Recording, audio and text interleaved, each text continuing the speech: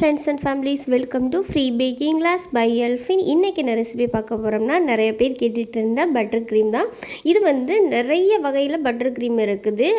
அந்த பட்டர் க்ரீமில் ஈஸியாக வந்து பிகினர்ஸும் கற்றுக்கக்கூடிய அளவில் தான் இன்றைக்கான பட்டர் க்ரீம் வந்து நம்ம ரெடி பண்ணியிருக்கோம். இந்த வீடியோவில் நான் கொடுத்துருக்க இன்ஸ்ட்ரக்ஷன்லாம் கொஞ்சம் வந்து நீங்கள் ஸ்கிப் பண்ணாமல் பாருங்கள், அப்போ தான் உங்களுக்கு தெளிவாக புரியும். இந்த வீடியோவில் நான் இதை எப்படி செய்கிறது, எப்படி ஸ்டோரேஜ் பண்ணுறது, எப்படி யூஸ் பண்ணுறதுன்னு எல்லாமே சொல்லியிருக்கேன்.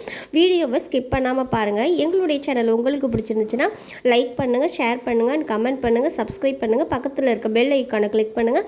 அப்போ தான் நாங்கள் போடுற வீடியோஸ் எல்லாம் உங்களுக்கு நோட்டிஃபிகேஷனாக வந்து நீங்கள் சீக்கிரமாகவே ஒரு பெஸ்ட்டு ஹோம் பேக்கர் ஆக முடியும். Thank you for all. ஒரு ஈரம் இல்லாத பவுல் எடுத்துக்கோங்க. பாத்திரத்தில் ஒரு துளி கூட ஈரம் இருக்கக்கூடாது.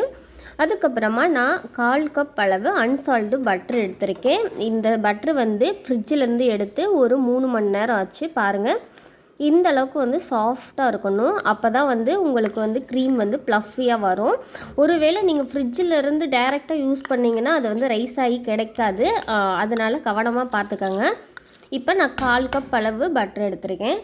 இப்போ பீட்ரை ஆன் பண்ணி இந்த டார்க் எல்லோவாக இருக்குல்ல, அதாவது மஞ்சள் நிறமாக இருக்குது, இது வந்து லைட் எல்லோவாக மாறுற வரைக்கும் பீட் பண்ணி எடுத்துக்கணும்.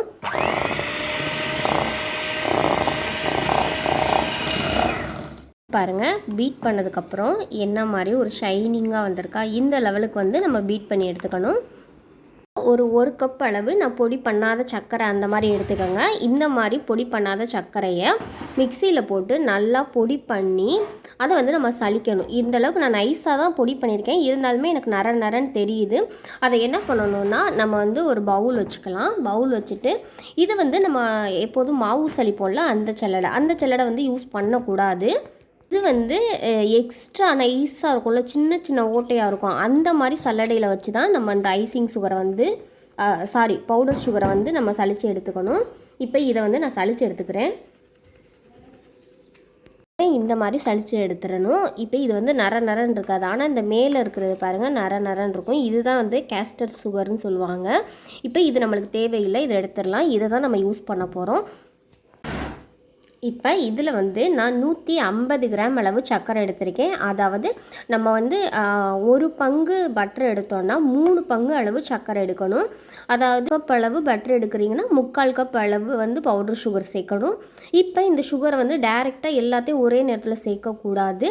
அது 1/4 கப்பாக 3 பேட்சாக தான் சேர்க்கணும். இப்போ ஒரு 1/4 கப் அளவு சேர்த்துட்டு நல்லா மிக்ஸ் பண்ணிடலாம்.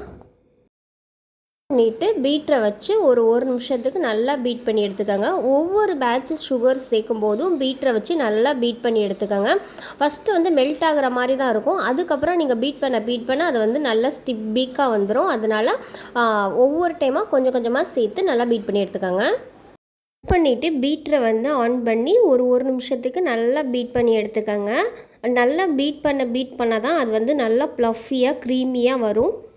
மாதிரி சுகர் வந்து நல்லா பவுட்ரு ஆகலைனாலும் ஒழுங்காக வராது, அப்படி திப்பியாக இருக்கும், நரன்னு ஒரு ஷைனிங்கான க்ளோ வந்து கிடைக்காது.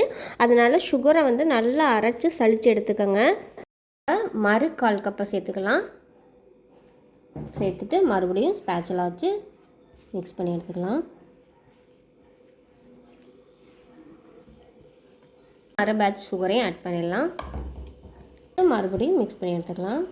சும்மும் வந்து பீட்டரை வச்சு ஒவ்வொரு டைமும் நல்லா பீட் பண்ணி எடுங்க. அப்போ ப்ளஃபியான வந்து பட்டர் க்ரீம் கிடைக்கும். இது கூடவே 1/2 டீஸ்பூன் அளவு வெனிலா எசன்ஸ் சேர்த்துக்கோங்க. உங்களுக்கு என்ன ஃப்ளேவர் தேவையோ அந்த ஃப்ளேவர் வந்து யூஸ் பண்ணிக்கலாம். சேர்த்துட்டு பீட்டரை பீட் பண்ணி எடுத்ததுக்கப்புறம் இந்த ஸ்பேச்சுலா வச்சு எல்லாத்தையும் ஒன்றா சேர்த்து மிக்ஸ் பண்ணி எடுத்துக்கோங்க. அப்போ வந்து ஒரு ஸ்மூத்தான டெக்ஸ்சர் கிடைக்கும். பீட்ரு வச்சா தான், அதாவது ஹேண்ட் விஸ்க்லையும் பண்ணலாம், ஆனால் ரொம்ப டைம் ஆகும். பீட்டரில் வந்து பண்ணும்போது கொஞ்சம் சீக்கிரமாகவே நம்ம பண்ணி முடிச்சிடலாம். பாருங்கள், நம்ம பட்டர் க்ரீம் வந்து எவ்வளோ அழகாக ஸ்மூத்தாக ரெடி ஆயிடுச்சுன்னு. இப்போ இதை ஒரு பைப்பிங் பேக்கில் போட்டு நான் டிசைன் போட்டு காமிக்கிறேன். பார்த்தீங்கன்னா நான் 1M நாசில் எடுத்திருக்கேன்.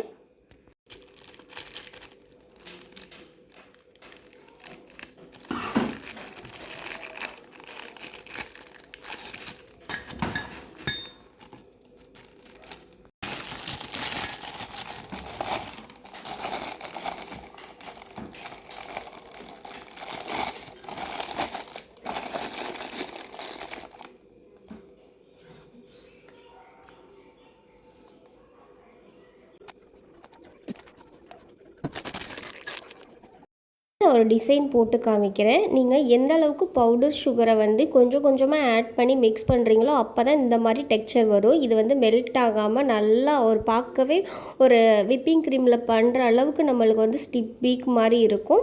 அதனால நான் கொடுத்துருக்க அளவுகளை படி கரெக்டாக நீங்கள் மெஷர் பண்ணிங்கன்னா கண்டிப்பாக நீங்களும் ஒரு பர்ஃபெக்டான பட்டர் க்ரீம் வந்து ரெடி பண்ண முடியும். இப்போ வந்து அது வந்து கொஞ்சம் வந்து லாங்கில் காமிச்சு, இது வந்து கொஞ்சம் கிட்டக்க காமிக்கிறேன் பாருங்கள்.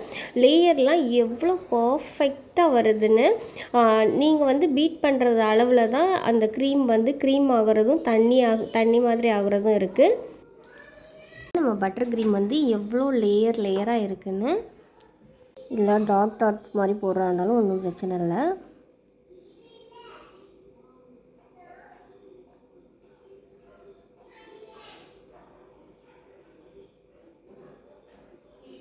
பாருங்கள் எவ்வளோ அழகாக வருதுன்னு. நீங்கள் வந்து ட்ரை பண்ணி பார்த்துட்டு எங்களுக்கு ஃபீட்பேக் சொல்லுங்கள்.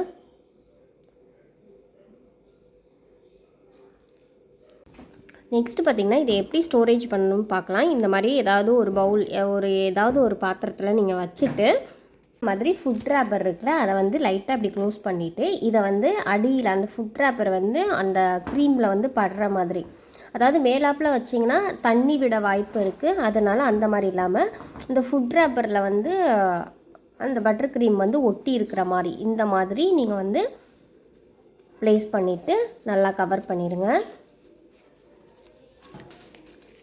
இப்படி பாருங்கள் எப்படி இருக்குது, டச் ஆகுதா? நம்ம டச் பண்ணால் பட்டர் க்ரீம் டச் ஆகணும் அந்த மாதிரி. இப்போ இதை வந்து ஃப்ரிட்ஜில் வந்து ஒரு 7 டேஸ்க்கு வந்து நீங்கள் வச்சு யூஸ் பண்ணிக்கலாம். அதாவது நார்மலாக ஃப்ரிட்ஜில் 7 நாளைக்கு அதுக்கப்புறமும் எனக்கு வச்சு பயன்படுத்தணும் அப்படின்னா நீங்கள் வந்து ஃப்ரீசரில் வச்சு பயன்படுத்துங்க. அதே மாதிரி இந்த க்ரீம் எனக்கு வந்து மெல்ட் ஆகிருச்சு, வெயில்னால ரொம்ப மெல்ட் ஆகுது, ஏன்னா பட்டர் வந்து உருக தானே செய்யும்.